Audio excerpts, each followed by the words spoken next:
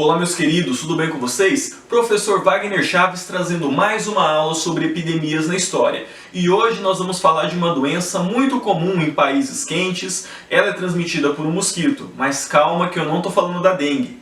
Hoje a gente vai aprender um pouco mais sobre a malária. Então, passe o seu repelente e venha comigo para mais essa aventura na história.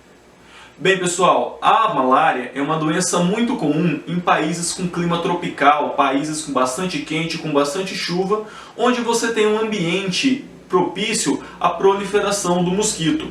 Então nós encontramos malária na América, encontramos malária na África e no Sudeste Asiático. Entretanto, 90% dos casos de malária no mundo estão localizados no continente africano.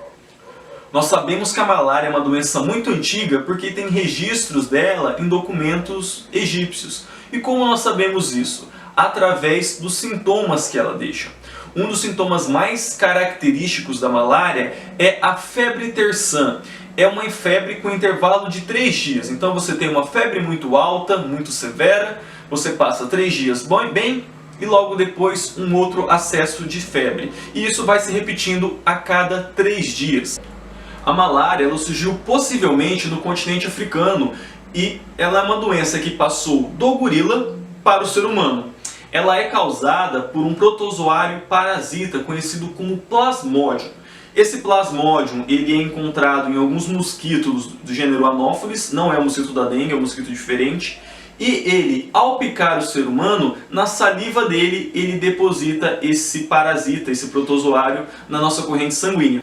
Dentro da nossa corrente sanguínea, esse parasita vai procurar as nossas hemácias. O que são hemácias? São células presentes no sangue responsáveis pelo transporte de oxigênio. Uma vez dentro dessas hemácias, esse plasmódio, esse protozoário, ele vai se reproduzir, se multiplicar até romper essas hemácias e soltar mais milhões e milhões pela corrente sanguínea que vão procurar outras hemácias e esse processo vai se repetindo. Há também momentos em que esse plasmódio se esconde no nosso fígado e ele pode ficar lá causando ou infecções hepáticas ou escondidinho esperando uma hora que ele deva sair e novamente infectar as pessoas, infectar as hemácias. Uma pessoa que tem malária, se for picada por esse mesmo mosquito, ele pode sugar esse sangue com o plasmódio e passar para outra pessoa novamente. Então esse é o ciclo da malária. Durante muito tempo, acreditou-se que a malária ela é causada por ambientes pantanosos. Lembra da nossa segunda aula, quando eu falei do paradigma hipocrático-galênico?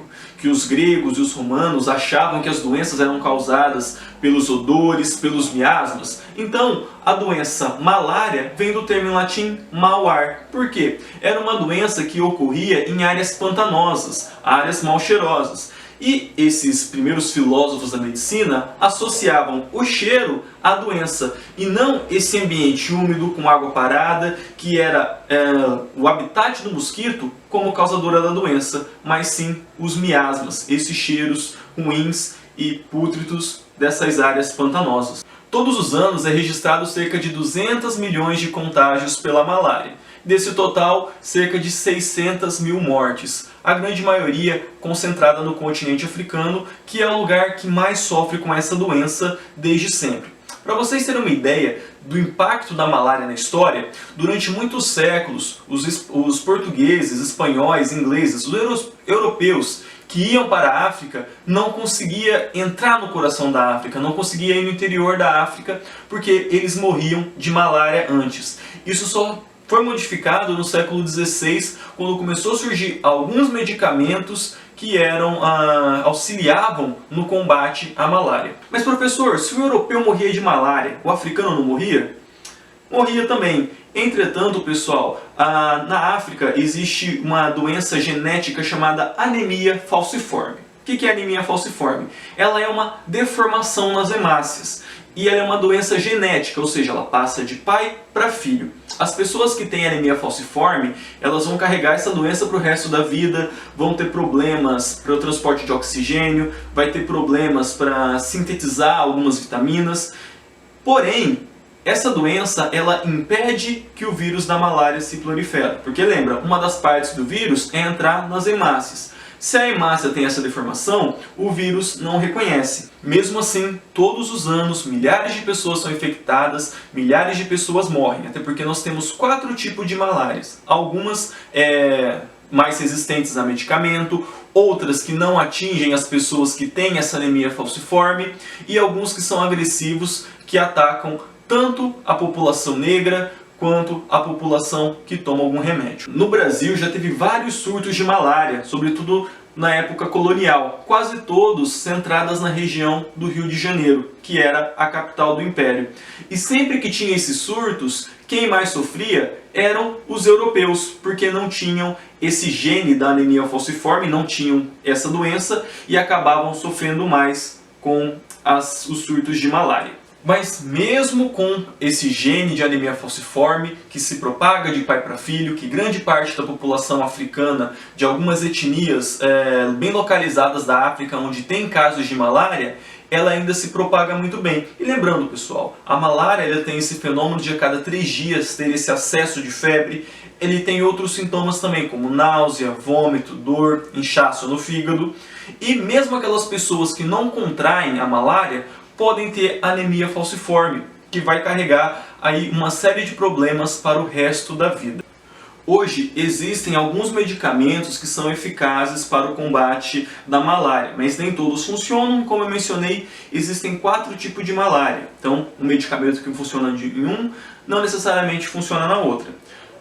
O principal método que a gente tem para combater a malária é evitar a propagação desse mosquito Anopheles. E alguns países adotaram um veneno DDT como forma de combate. Porém, ele tem um efeito colateral muito grave, porque um veneno não escolhe matar só o mosquito. Ele vai matar insetos, borboletas, pássaros. E os países que utilizaram o veneno de DDT passaram por uma grande fome, porque todos esses insetos polinizadores responsáveis por polinizar as plantas que vão dar alimentos, morreram. Então, quem utilizou esse veneno logo depois passou por uma grande fome. Então, por esses motivos que é impossível utilizar o DDT na África. Primeiro, um clima é bastante quente, a população de mosquitos é muito alta e você traria mais prejuízo do que benefício.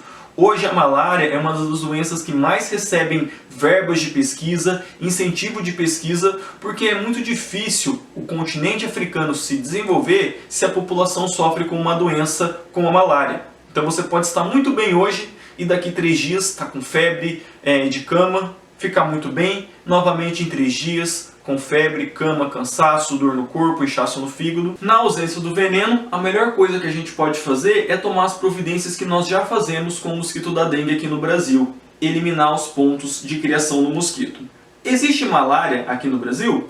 Existe em alguns casos na região amazônica, mas são poucos os casos. É mais preocupante em algumas áreas da Bolívia, da Venezuela e do Peru. Mas lembrando, boa parte dos casos estão concentrados no continente africano. Bom pessoal, por hoje é isso. Peço que vocês fiquem em casa, que vocês lavem as mãos, que vocês cumpram corretamente a quarentena. Um abraço e até a próxima aula.